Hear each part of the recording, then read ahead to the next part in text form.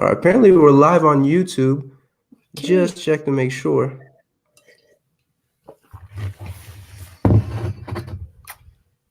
All right, I can confirm that we are live here on episode 3 of the MMA Debate Show, joined here by a very special guest, Fernanda Prates. I hope I said that correctly. I hope I didn't butcher it. Thank you for joining me.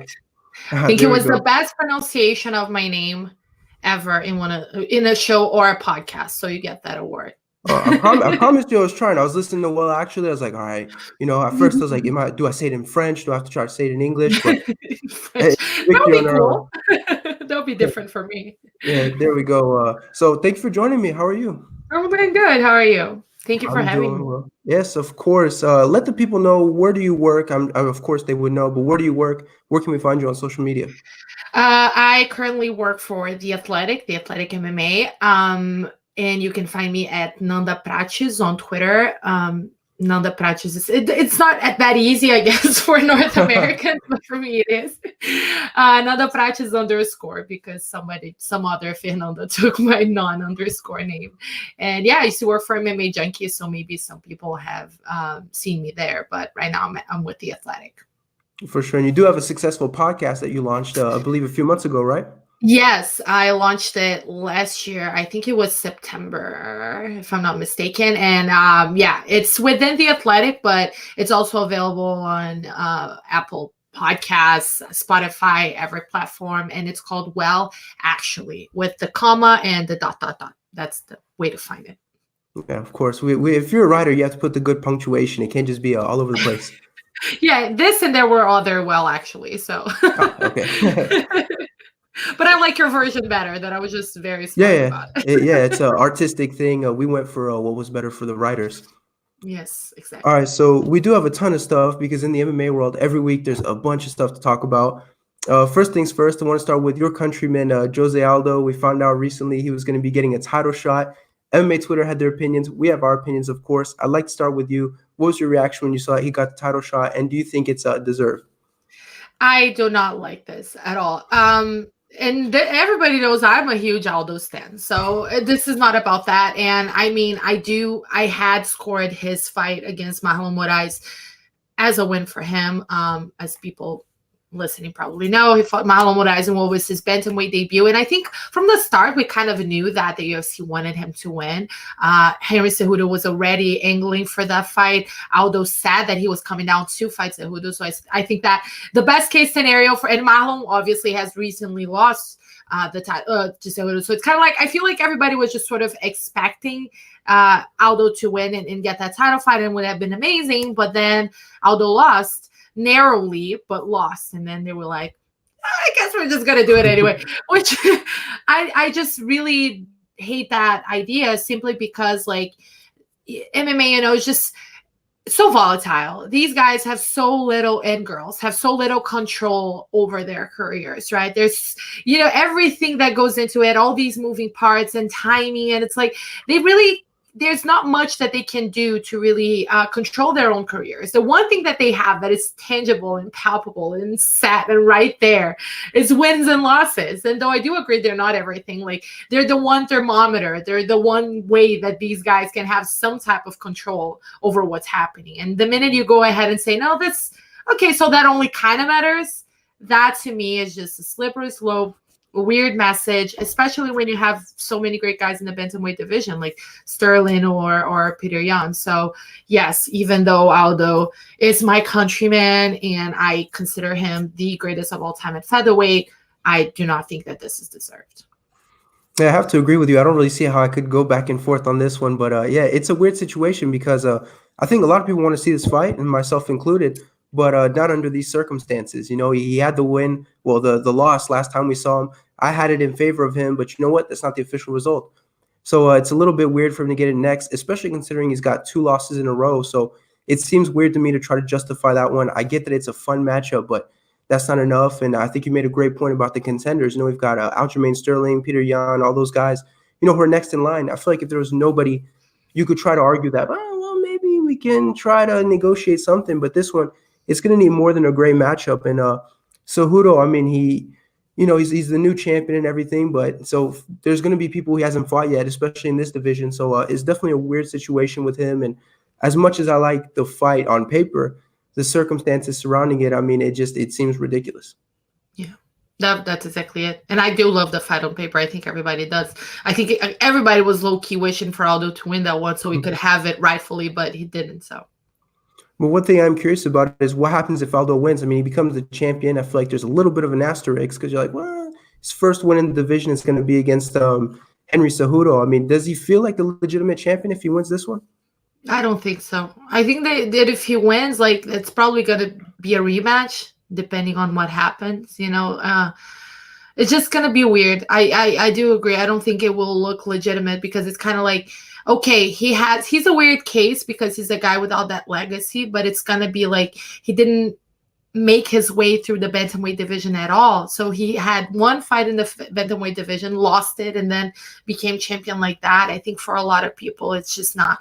It's going to take like a title defense or two to make people believe. And I think a lot of people are also wondering how Aldo is going to look if he stays at bantamweight, right? Which is another question surrounding his descent. So, yeah, I don't think that if he wins this one, which it's a possibility, I think, unless he defends it a few times, I think people are not going to really be calling him the rightful champion.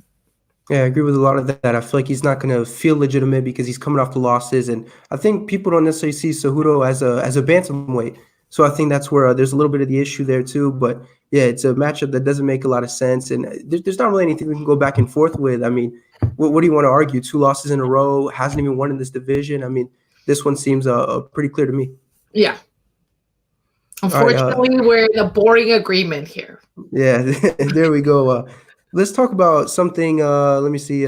We've got Cowboy Cerrone who fought this weekend. Everybody had their opinions and stuff like that, where he is in his career. The main stuff I saw was that, Cowboy's done, done as a contender, or done as this, done as that. Well, what's your take on Cowboy Cerrone and what we saw out there? Did you see something that made you think he's done, or what's your take on Cowboy Cerrone after this fight?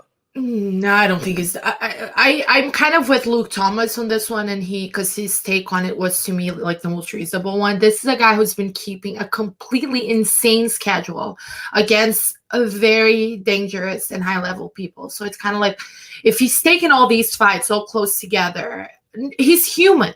Of course, he's gonna lose. So considering where he was at like 6 months ago, I'm not even saying like 2 years ago. I'm saying 6 months ago. I don't need his fights seem like I don't even remember when was the Hernandez fight, but it wasn't that long ago. So it's a year ago. A year ago, but in Cowboy years, that's like 5 years. Right. So you forget because it seemed like forever ago because we've seen him so many times since. But I don't think he's done. I think it was a weird fight. I don't know. But then at the same time, it's kind of like his face looked so damaged from just those few seconds. So how can we tell that he wasn't prepared enough or that he didn't just got caught?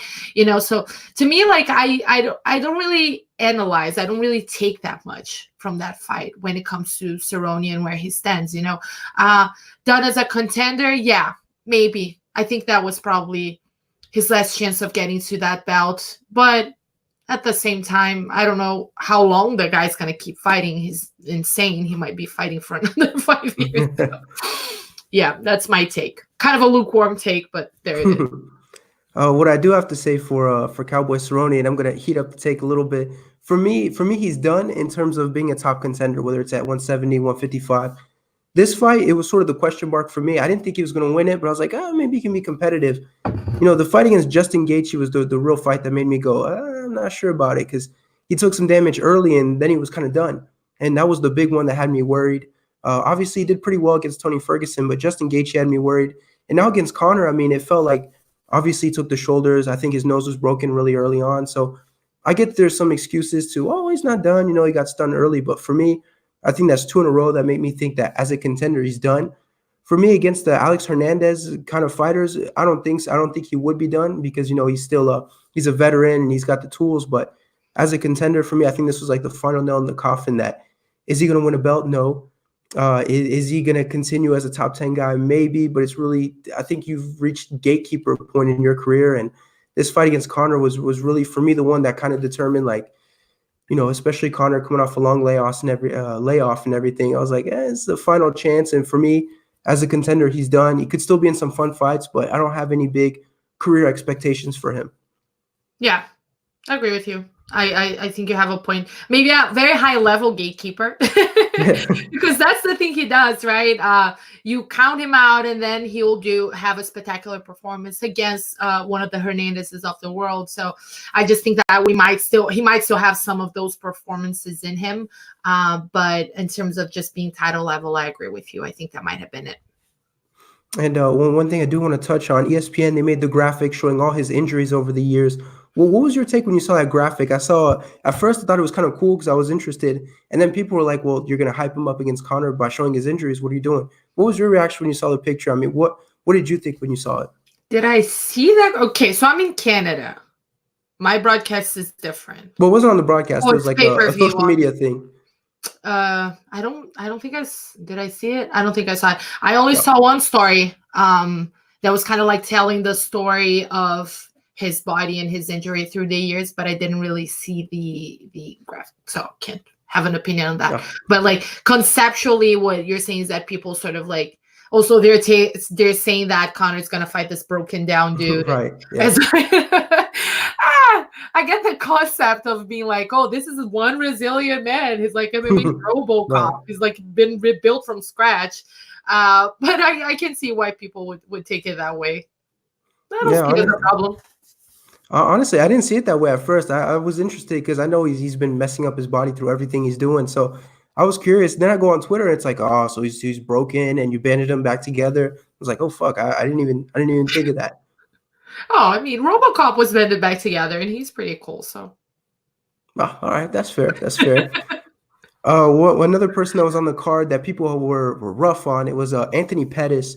And so my question to you is, what do you make of his career at this point? Because he came into the UFC, big expectations, champion, and now it feels like two different guys, champion Anthony and then this Anthony. Well, what's your take on his career and sort of, I don't want to say legacy necessarily, but the kind of story his career is going to leave behind? It's weird. It's a weird one. I was actually saying that I was watching the fights with a group of people, and I was saying the same thing. I don't know what to make of it because that's the thing. He hasn't had, I think, 2 straight wins since 2014 when he defended the belt for the last time against Henderson, if I'm not mistaken. I have horrible memory.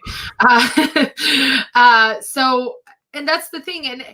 But he's been fighting all the high-level guys, and that's the problem. Like, Pettis never took a step back. So he's been beating some of the best guys and losing to some of the best guys. But at one point you kind of wonder, what happens? Where's the disconnect there? Like, and we have to accept reality that it's very rare for a fighter. He's not even at his 30s something. He's not old. He's not an old fighter. He's young. But it's very rare for a fighter approaching his mid 30s to experience a resurgence. Some of them do, which, hats off to them, but they're the exceptions. So it's really hard to analyze Pettis' legacy. I think he'll forever be seen as a very talented guy because I hesitate to use the word talent in general because I think it kind of like takes away from the effort. I think it's kind of like, oh, you were just born with it. So but I think he's one of those people in MMA, those very few people that I think are really just have raw talent. Very exciting. Probably will still be getting top people for a while. I don't know.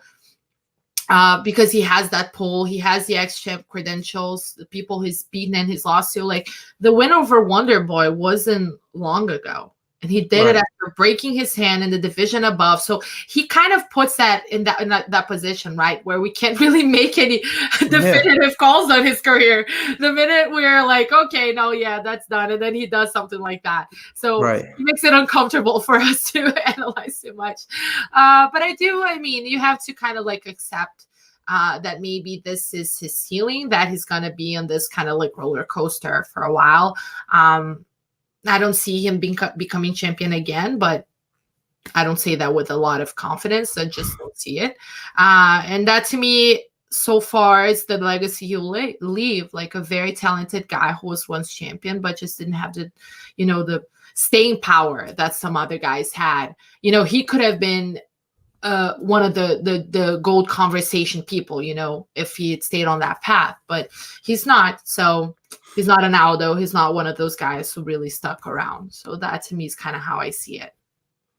Yeah, the Anthony Pettis, it's a weird one. I feel like back 2014, 2015, he was on the Wheaties box, and it looked like he was going to be this big champion for a long time. And then Rafael dos Anjos kind of came and shut that down. And I was in denial for a while. I thought, nah, he's going to bounce back. Well, we'll see him 2-3 fights. And now he's alternating, like you said. And then as soon as you think, okay, he's done. All right, I figured it out. He knocks out Stephen Wonderboy Thompson. And then you're like, okay, well, I don't know anymore.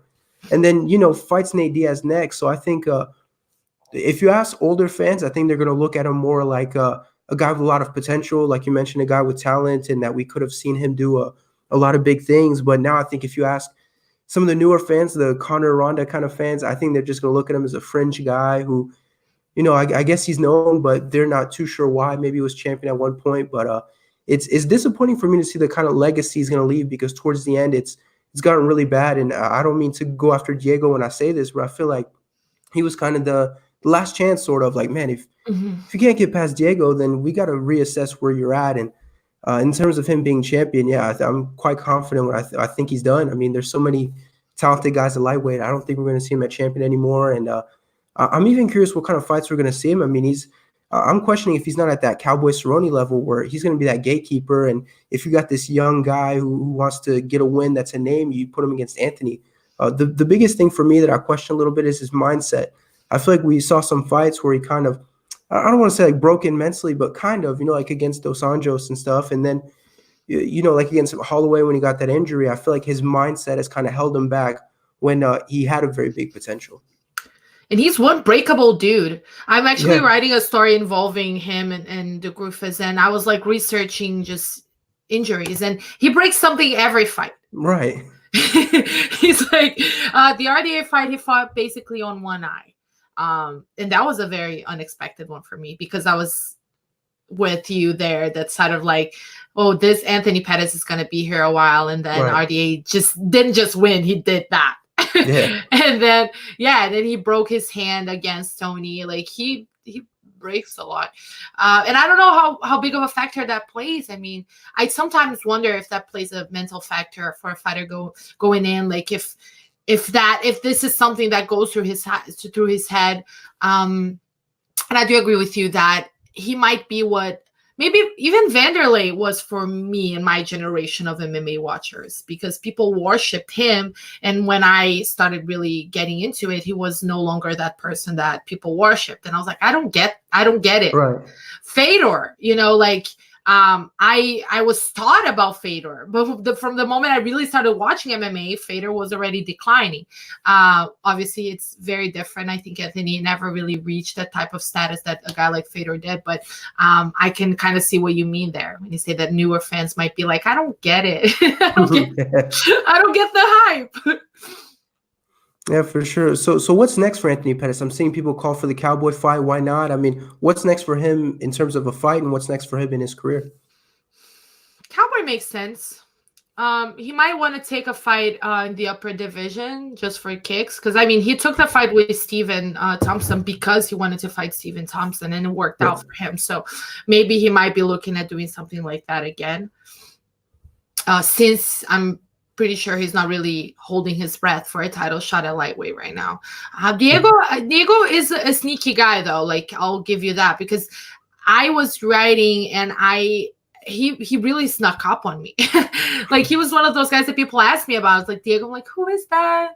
Because he had a suspension. He was out for 2 years. Like, he really wasn't really making a splash. And then he put together 5 really good wins. He beat, what was that, Taisimov, I think. Something like that, yeah. Yeah, so he beat 2 offs in a row. That's all I know. And I wasn't really expecting him to beat either. So I think maybe history will vindicate Pettis if Diego continues on this run that he's at right now too. So maybe there's that, but I don't really know what's next for Pettis. Cowboy makes sense, but maybe moving up, taking a fun fight just for the kicks. Why not?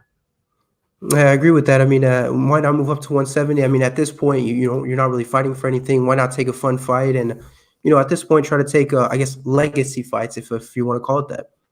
Yeah, and fights that will make you money and make people excited. Right. For sure. Let's talk about Conor McGregor. Obviously, the subject we've seen all over Twitter, all over everything. So he fought recently. Everybody's got their takes and stuff like that. The main question I have is, what did we learn about Conor from this fight? I mean, what was this 40 seconds enough to have sort of an idea of what we can expect from Conor? I mean, what was your takeaway from that fight? He's a beast. I mean, that's the thing, and trust me, it pains me a little to say this. As a fighter, though, he's a beautiful fighter, like a beautiful technician. And we have these conversations about the shoulder, like he didn't invent the shoulder. We've seen it, but the way that he used it was brilliant. That's it. It was brilliant. It's something so simple, and that I'm sure people use it all the time, but that's the brilliance of it all. And I think that a lot of people miss that, is that he chose to use that. He took the risk and he chose to use that at that particular time. And that makes it brilliant. It's not just knowing the strike. It's like knowing how to apply it at the right time, the right way. He did that. The way he put it all together. I think the quickness of it all, like that's the thing. The narrative, it's very quick to be like, oh, that's Cerrone's done. He wasn't prepared. Like to discredit Cerrone instead of credit Conor for what he did. But I fully credit him as a fighter. I think that was a brilliant display. I personally saw just a very next level intelligent fighter in those few seconds, and the fact that he can perform at that level in multiple divisions, to me too, is also astounding. Yeah, I agree with a lot of that. I mean, the win in 40 seconds, I was in high school when the first fight happened and had a bunch of friends over. I said when the first fight happened, when he fought Jose Aldo, and I had a bunch of friends over. Dude, no, don't. You're too young. This is terrible. I feel terrible. Yeah, no, I mean, what can I say? High school. Well, I was a senior, to my credit, but oh my God. Yeah, okay, I know. Go on. Sorry, I was thrown off for a second. Yeah, it catches a lot of people off guard. I'm not a 40-year-old man covering this sport, but Nick Baldwin isn't either. So yeah, there we go. And somehow I'm older than him, so we got to take the victories where we can. To your credit, you're older than him, so go ahead. Yeah, that's right. Yeah, we'll take what we can. So we're in high school, we're watching the fights, and this was before I started covering MMA. And I remember, we're hyped. We're talking, yeah, Conor, he's going to do it with a fluke. 13 seconds, and we just kind of sat there like, what? And then everybody's kind of giving their opinions on it. And now I'm in college, to also my credit. I go to school, and in France, people see the sport very differently. But the way people were talking about Conor reminded me a lot of the way they talked about him in the Aldo fight. Like his brilliance, how he did it so quickly. Conor's a killer and all that stuff. I feel like, at least towards the fans, he gained something that he had lost with Mayweather and Khabib. I think he kind of put it back into people's minds that he is a killer.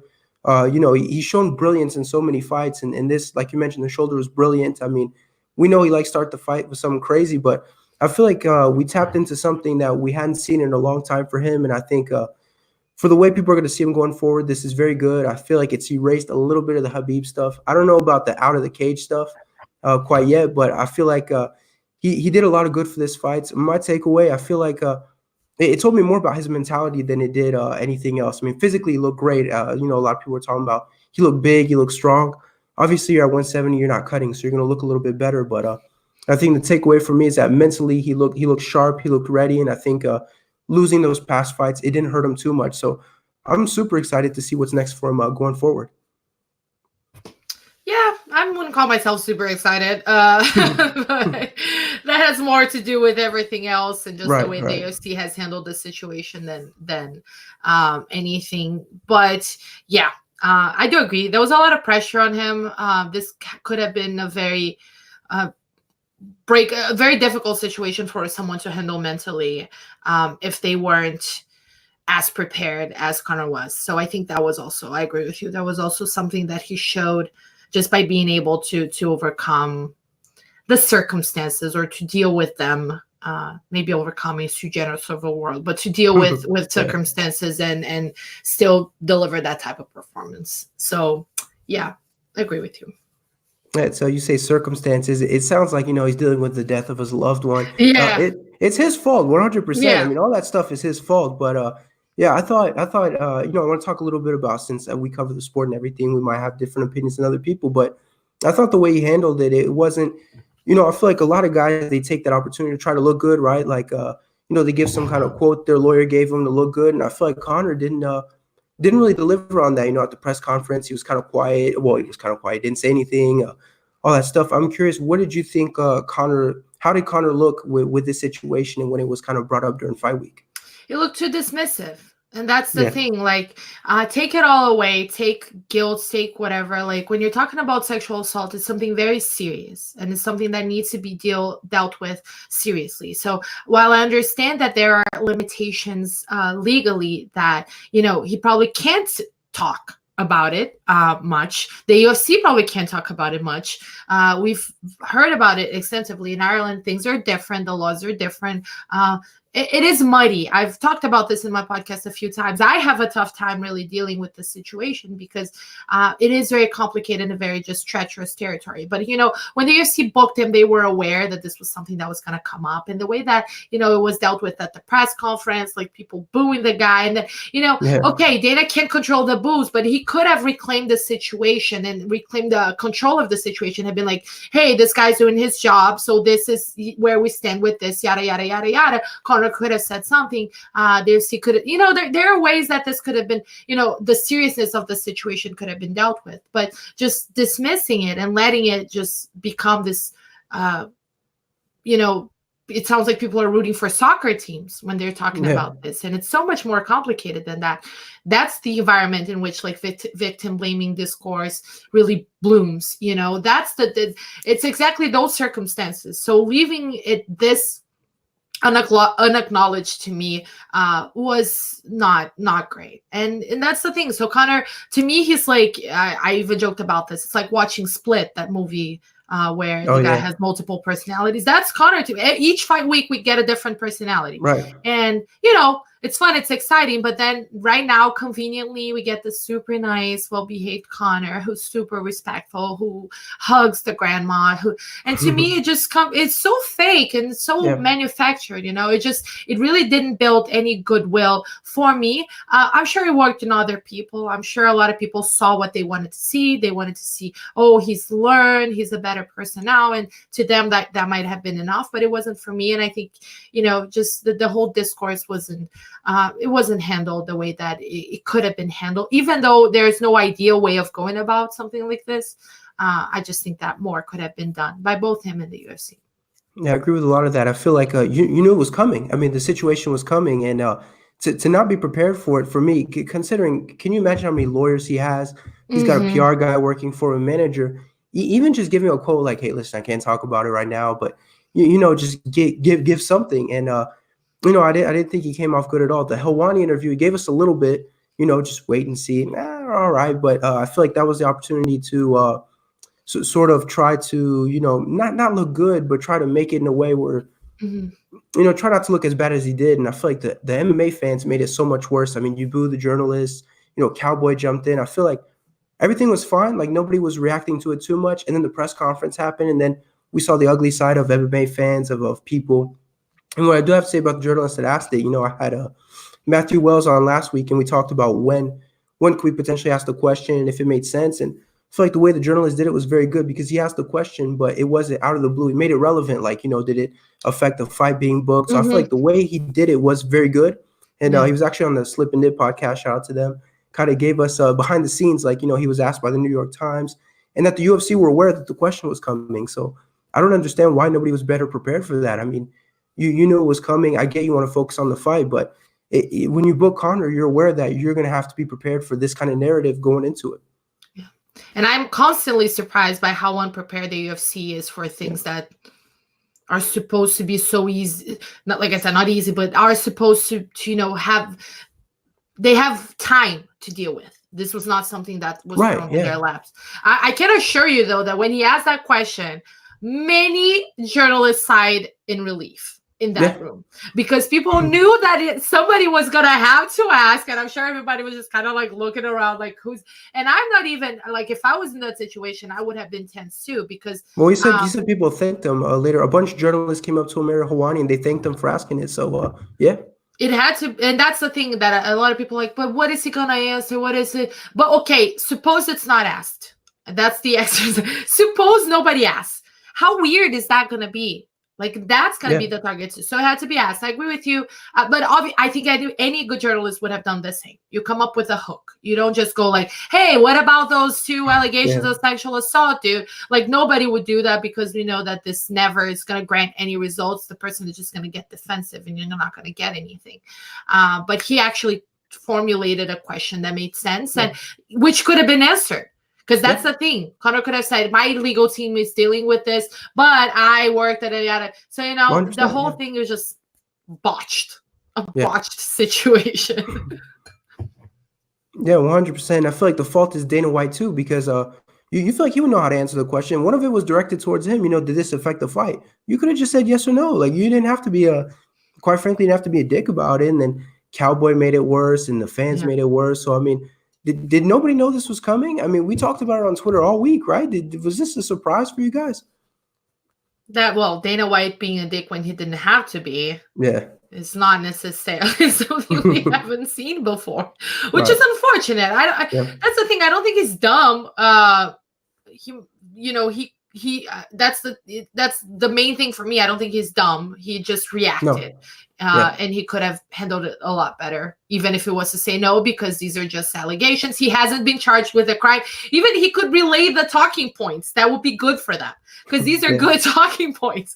Could have been, I would like to remind everyone he hasn't been charged with any crimes, yada, yada. But we also don't know the legal details of the situation. But Sure. All right. We talked a little bit about that. The last thing on Conor is what's next for him. I mean, he didn't do his job in the cage, didn't call anybody out, said anyone can get it. We're not satisfied with that. We want call-outs, damn it, and that's what we're here for. So I want to start with you. We've got so many options. Who should be next for Conor McGregor? I think the trilogy would be really cool, and it would make sense, considering both are coming off losses. So obviously the trilogy with Nate Diaz, but then it's kind of like, where is Nate Diaz? So bringing Nate Diaz into any equation is something that makes everything a little complicated. The Masvidal fight intrigues me because I think that at welterweight, Conor's options are limited. I think if he goes up against any of the top wrestlers like Colby, Usman, or even Tyron, like those are fights that are just not going to be good for him or for the fans. Nobody wants to see that. Nobody wants to see Conor against a super huge welterweight wrestler who's just going to do what he wants with him. So I think Masvidal is an exciting fight. It is competitive. Like now I would give Masvidal the edge, but it's not something like I know he's going to slaughter Conor. And I think it makes sense. And it keeps the Khabib-Tony fight intact, which is something that I feel like the MMA community is very invested in right now. Just don't give Conor a title shot. Just don't. Give him the BMF belt. Give him anything. Just let us have this. So that's my thing. I agree with a lot of that. Where I disagree is where you say he doesn't have too many options at 170. I think for now, if I'm Conor and in the spirit of, if we're being like realistic, like he's a regular contender, Gaethje, and then fights the belt, whatever. But I think in the spirit of it's Conor McGregor and you can't book him like a normal fighter, I think at 170 you have options. Nate Diaz was fought at the 170, welterweight. So I think that's a fight you're always going to have on the barn burner, and that's one to use in the future when you need that extra boost. Usman, it's not great stylistically, but I'm sure you can milk that for something. The one I want to see is Masvidal. Yeah. I mean, he's out there wearing the same robe as Conor McGregor. Conor's got his whiskey. Now he's got his, I believe it was tequila. I mean, this feels like it's got to happen, right? He beat Nate. You have a storyline. For me, it's Masvidal all day. It's, Masvidal, former 155. He's 5'11", Conor's 5'9", so he's not this gigantic, he's not like Nate Diaz who's 6'7", according to Dana White. I feel like for me, this is the fight to make. And if I'm Conor, stay at 170, stay muscled up. Don't cut weight unnecessarily. Stay at 170. Milk it as much as you can. As long as you're winning, you can milk it. Then if you lose, let's go back down to 155 and try to be realistic. But for me, it has to be Masvidal. BMF belt, I don't care. I really don't. It means nothing to me either. Yeah. Either you're a BMF or you're not. I mean, you don't need a piece of plastic to tell you. So it kind of beats the purpose, because being a BMF is something that shouldn't depend on official validation. Right, exactly. Especially from Masvidal and Nate. It's like, aren't they supposed to be anti-establishment, anti-UFC? So, and then where it gets complicated, right? Masvidal's gonna have East Coast on his fight kit. What are they gonna put for Conor? Are you gonna put East Coast? I mean, for me, belt or not, I don't care. But I think stylistically, that's the fight to make next. Got two guys that love to box, and there's enough of a storyline. I can say with a lot of confidence that for me, it's Masvidal or bust. Yeah. Yeah, other than the trilogy, that's not going to happen. But I think Masvidal, and it's a fight for Masvidal too. I don't. Yeah. What is he going? Is he going to fight for the actual belt? Like, what is the intrigue? I think if Colby had won, that could have been an intriguing, just because of their backstory. But even still, that would have been intriguing for fans, not for people looking on the outside. I'm sure they are not that well versed into the beef of Colby Covington and Masvidal, which to me was super intriguing, by the way. I was watching it like a soap opera. But I think that's a fight for him. Like, he's at that point of his career where he needs to capitalize and make money.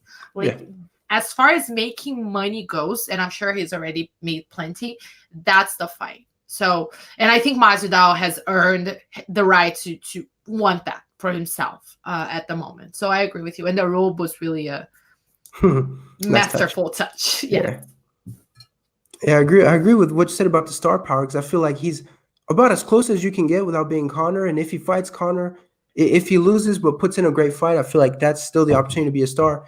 And if he beats Conor, you're on top of the world, man. I mean, whatever you want, you got it. I feel like he's so close to crossing over because he's not doing like a fake gimmick like Colby Covington with his whole Donald Trump fanboy thing. I think Masvidal, people like that he's genuine, and I feel like he's so close to reaching that star power. In the fight against Conor, as long as you don't get knocked out in 8 seconds, I mean, win or lose, that should be big enough that you can cross over. And then if you're a big enough name that you can fight for the belt coming off 2 losses and all that other stuff. So, Masvidal, huge star opportunity for him.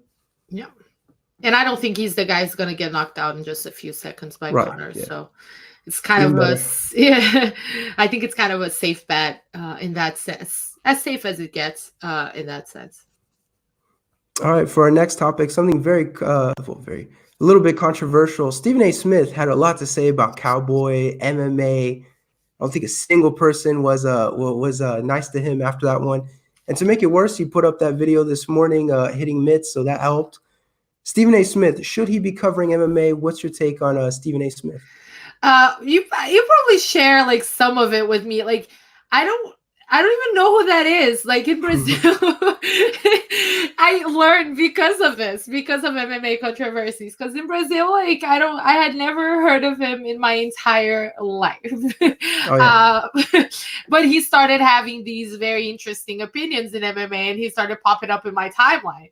And that's how I even heard about his existence. So, of course, he shouldn't be having opinions. It's clear it's like a mainstream figure having thoughts, and they're very uneducated thoughts. Happens all the time in television. This is not an MMA exclusive. I mean, I live in Brazil and I've worked in soccer, so people spewing opinions all the time about stuff that they clearly don't know anything about is kind of like what I grew up with. So culturally, I'm a lot less offended by what's happening. I was just kind of looked at it and I was kind of like, okay, that's a stupid thing to say. And then he said another stupid thing today. I think it's never cool when somebody who has a big platform is spilling ignorance, just because, people who don't know are going to listen and might take that opinion as truth. And that's always dangerous. But that's the thing with media, right? That's what happens. So I guess I don't really have a passionate opinion just because this person is very irrelevant in my life. But I just like that. Watch the world burn on Twitter whenever he says something ridiculous. Stephen A. Smith, he's somebody I know a little bit because I'm an NBA fan. So sometimes, they talk basketball and there's some stuff in there. But I think everybody's turning on Stephen A. Smith. He said some stupid stuff. I get it. But I think, and we talked about Brendan Schaub a few weeks back on this particular program. I think you have to understand when there's somebody in the media that's for casuals, and it's when for people like us and more hardcore that know what they're talking about. And Stephen A. Smith, as much as we might listen to it and cringe, for some people, that's going to help them. Oh, well, we know Stephen A. Smith, and this opinion might help me tune in more into MMA. as much as you're like, man, I wish anybody else could. And we saw Yeah. Skip Bayless talking about nonsense. I don't even want to talk about what he said because it was bad, but that's going to help a few fans cross over. And I think, it's casuals need that first step, like a Brendan Schaub, like a known figure, before eventually understanding, hopefully by themselves, that you have to move on to somebody that actually knows their stuff and maybe listen to listen to people that know what they're talking about. But I feel like those guys, as much as we may not like them, I think they're an important step for a lot of people that are first getting into the sport. I think new fans might not really understand actually that well, but I don't, I don't know how to cross this over, but feel free to give it a crack. Yeah, I agree with you. I guess I prefer seeing them have like very generic thoughts, because we have that sometimes, right? The person has to say something and they'll just say something super generic. Even here when the UFC was here, I'm in Toronto, but even in Brazil when the UFC was a lot in global, like we had these people who had no idea what they were talking about, and it was very obvious, but they would just say something ridiculously generic. I almost admire somebody saying something that with enthusiasm about something they don't know about, because I'm too insecure for that. I've covered MMA for 10 years and I'm always afraid that I'm saying something stupid. So I admire this person. That's the confidence, yeah. And it's confident. I'm just going to say this and I'm going to say it emphatically. You do. One day I aspire to this level of cluelessness. For sure. Let's move on to another subject. We saw Thiago Alves signed for bare knuckle. I put a little emoji on Twitter to say how I felt. What was your reaction when you saw him sign for bare knuckle? I literally just saw this like minutes before joining this, and that was my reaction. Yeah. I don't want anybody to join bare knuckle. That's basically. Okay, so I don't. You notice like on my social media. Well, maybe you won't, because I don't expect people to keep scrolling through my social media. But I never talk about bare knuckle because it's like, I don't want to shit on it. I can't pretend I have the moral high ground because my sport has teeny little bit of protection. Just like that's thing. Yeah, some France clubs, yeah. So I can't really be here all high and mighty. I'm sure a lot of people look at MMA and just cringe and think it's awful. So, but I don't like bare knuckle. I can't watch it. It's one step too far for me. Maybe I would have liked it 10 years ago when I first started covering MMA, but not anymore. But apart from that, it's I just don't think that this is the way for somebody who has been fighting for so long. Like Thiago is not an old guy, but a lot of people just think he's 1,000 because he has been fighting for so long, and he peaked a very long time ago.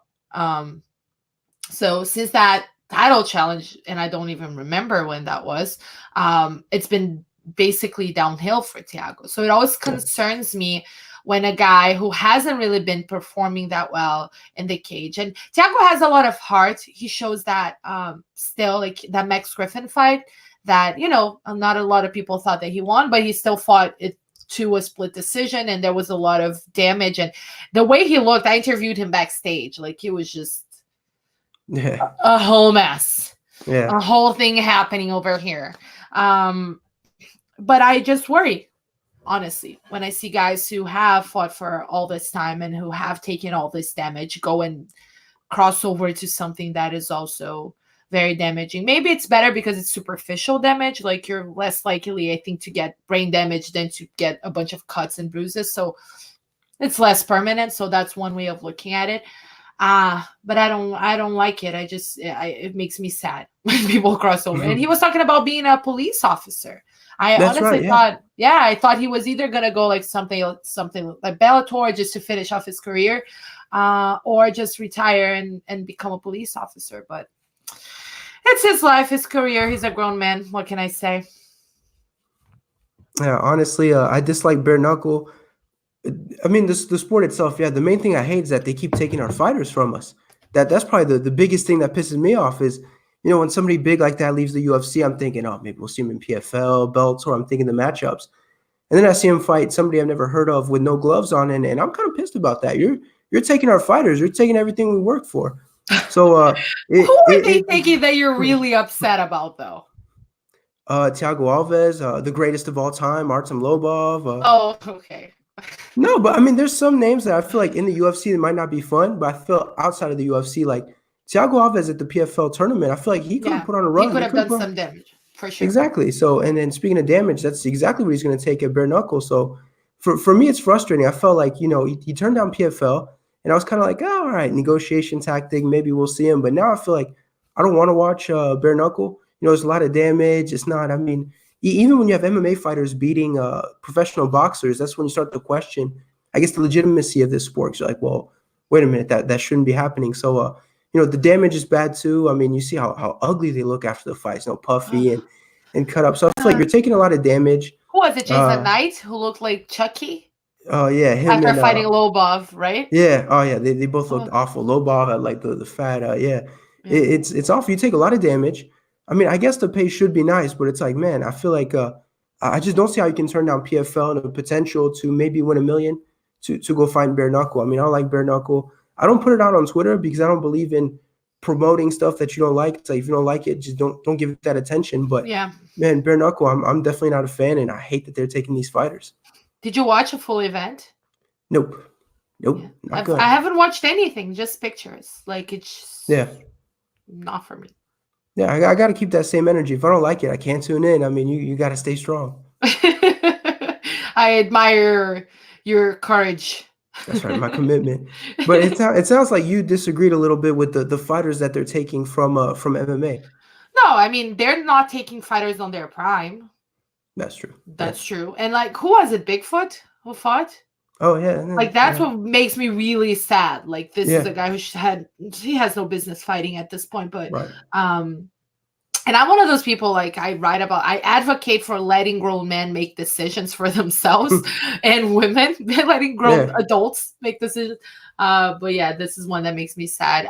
But I agree with you on Thiago that he could have done some exciting things.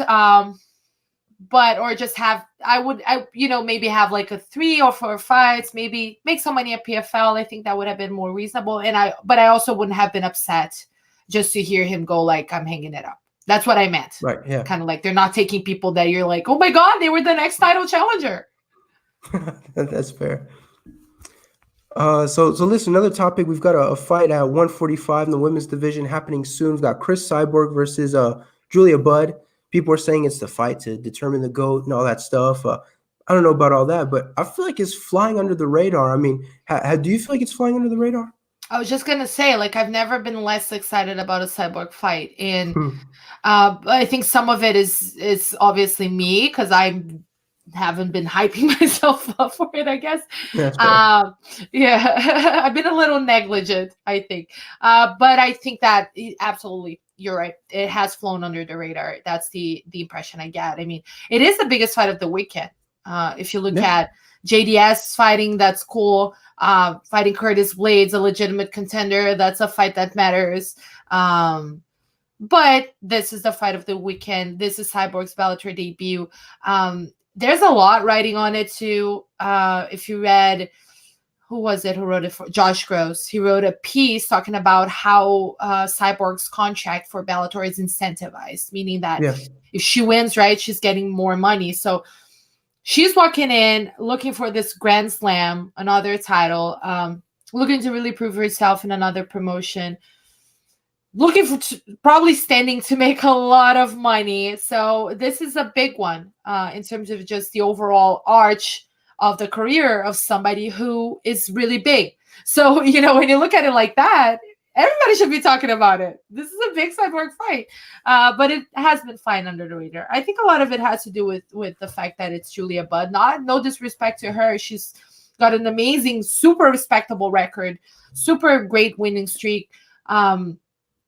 She's the champ. So it's kind of like, no disrespect, but she's just not a very well-known fighter or not somebody that people are necessarily eager to tune in to watch, which is not just her fault. I think it has to do with a lot of factors, just general lack of interest in the division. Perhaps Bellator didn't really promote the division properly before as much as they are doing now that Cyborg has joined them. So I don't know. I don't know why, but I agree with you that I just don't think that people are paying. It really snuck up on me, to be honest. I was like, oh, Cyborg's fighting like yesterday. Oh, Cyborg is fighting this weekend. So I don't think it's people are paying all that much attention to it.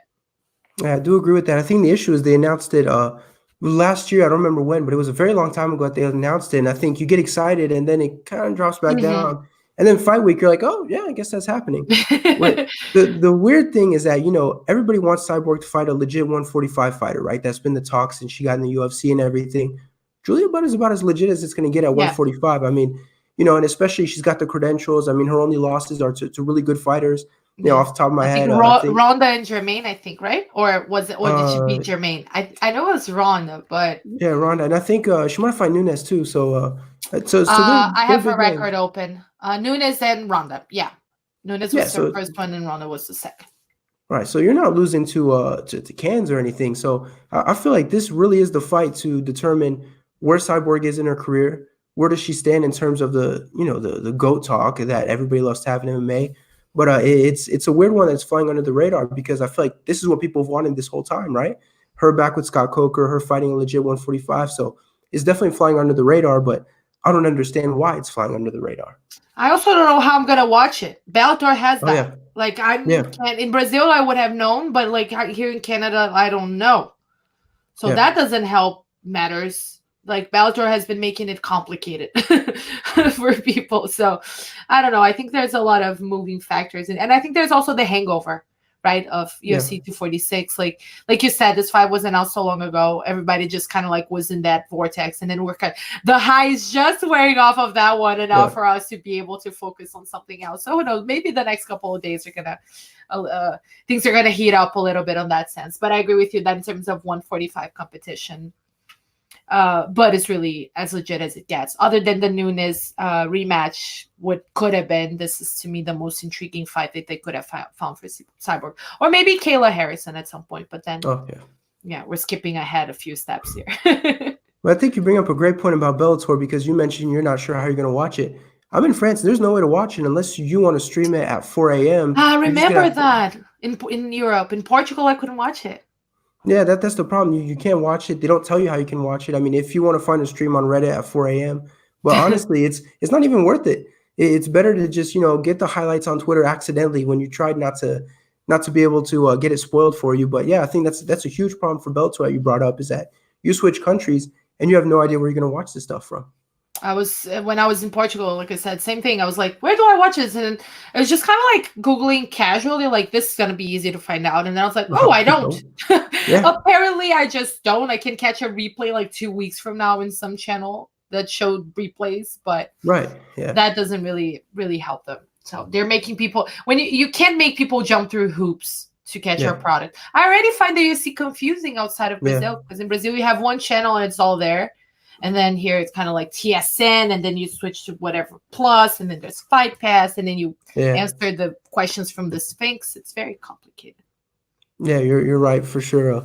I have one more subject. It's every episode I like to have a wild card, which you knew the wild card ahead of time, as I told you. But I want to talk about Anderson Silva. I want to talk about his legacy a little bit because I feel like it's changed over time, and especially as his career goes. So our last topic, what's Anderson Silva's legacy as his career finishes up? You saved the easy stuff for last. Yeah, exactly. Some casual, no big deal. I knew it was coming. I'm still unprepared. I think it's just very, very tricky to answer that because whenever you have a doping situation, it just makes it weird. And unless you're John Jones, and still like John Jones, I think when you talk about greatest of all time, a lot of people are going to be like, oh, but you shouldn't even consider a guy who has Right. failed tests as the greatest of all time. So it's kind of like even then, but Jones makes it really hard to question him because he keeps fighting and keeps winning. So even if you want to question it, like you're just going to have to like really fight for it. With Anderson, his career really went off the rails after Weidman, and then you put so it wasn't just losses. It was that with the doping and just the weirdness, I guess, of some of the fights and just the overall weirdness of Anderson in general, like just some of his stances. Like I don't know. So I think that I particularly wouldn't consider him a greatest of all time and I already didn't because I didn't think that he was fighting the best competition that at middleweight. It wasn't a very strong division. Even when he was on top, I really don't think that he beat the best, which is something that I can't really say for Aldo, for instance, who I think was beating consistently the top featherweights, or Demetrius Johnson, or even GSP, or, John Jones, even though light heavyweight for a while was sort of a barren wasteland. That to me, I wouldn't have put Anderson there anyway. But like now, it's strange as a Brazilian to even look at it, because he's by far the biggest name, I think, still in MMA. You have guys like Vitor Belfort, who is really big there too, and he reached a lot of mainstream fame. You have guys like Vanderlei or Shogun, who didn't really make it to the mainstream, or Lyoto, who didn't really make it to the mainstream as much as Vitor and Anderson did, or guys like Big Nog, even JDS. He reached a big sort of like level of mainstream fame, and he made himself very public in Brazil. He even was on our Dancing with the Stars for a while there. So it's very hard to compound all of that into a clear image of who we're talking about. It's just a puzzle, and I feel like it's missing a few pieces for me to really make an assessment. Yeah. So it's really hard to think about Anderson in terms of legacy. I think he will go down as one of the most talented fighters we've ever seen. I think there's really no erasing how dominant he looked when he looked dominant. Obviously, he has a lot of respect from fighters, and that goes a long way. A lot of fighters will name him as their personal favorites. He inspired a lot of people in a whole generation of fighters to do what he does. And that's also something that I think is a big part of someone's legacy. It's no use being amazing and nobody watching you, or being caring enough to watch you. So there's all of that. And at the same time, I feel like his latest stretch does put a bit of an asterisk. How much that, having said that, I'm in the bubble. How much that affects how other people outside of it see him, I don't really know. I don't know if a person in Brazil knows that all of that went down. And if I ask them, they're just going to go like, oh, Anderson Silva, the best fighter of all time. Yeah. So that was a very long answer, because I do not have a clear answer. Yeah. No, I agree with a lot of that. I think, back, I think 2012, 2013, for a lot of people, it was easily the greatest of all time and all that stuff. And then, the two losses to Weidman, the doping stuff, which at the time I was big in denial. He was like, I got these pills from Thailand. I was like, yep, I'll take it. Tainted, cool with me, my man. And he named the guy who gave the pills. Yeah, I was like, good enough for me. Brazil. Yeah, I was like, good enough for me, man. I'm not looking to nitpick anything. I'll take it. But a lot of people like to mention the prime. Like with Fedor, they mention like, in his prime he was good, and then they kind of have like a cutoff, like, and then once he's old, we forget that. But the fact that he had the two losses against Chris Weidman, I think the last time he won, I don't even remember, but I know Derek Brunson kind of had that flaky decision. I mean, the losses at the end have taken away the GOAT talk. The PEDs have definitely put the asterisk where you're like, I guess we'll never really know, but it's enough that you question it. So I feel like it's crazy how quickly he fell down. I mean, you look at this guy, greatest of all time, in his prime, he's a killer. At the fights like Forrest Griffin, you look at that and you're like, dear God, who's going to beat this man?